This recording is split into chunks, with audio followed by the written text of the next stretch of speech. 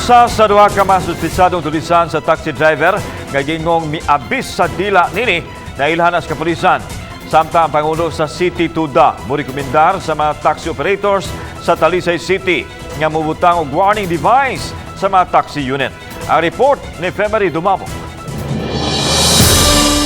Gipasaka na og kaso ang usa ka Alex Rematado human positibong giila sa biktimang taxi driver nga si Andres Alfanta.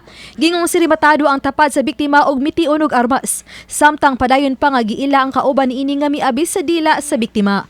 Kay numduman nga si Alfanta miabot sa Cebu City South Medical Hospital nitong Martes sa kadlawon sa niaging semana nga nagkadugo og hapit gyud maputol ang iyang dila.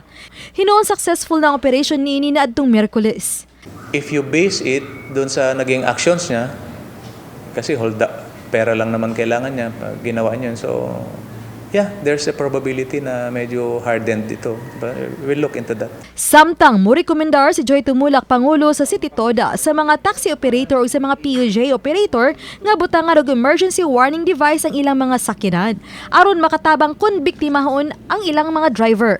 Morekomendar usab siya sa konseho sa Dakbayan nga mopalabang og ordinansa kabahin niini. Ang publiko ug ang atong mga traffic enforcer nga naa kanunay sa field makabantay na nga doon na kay emergency. Aron once nga spotted ka nga doon na kay emergency, i-alerto dayon. Uban ni John Solon, ako si February Dumabok.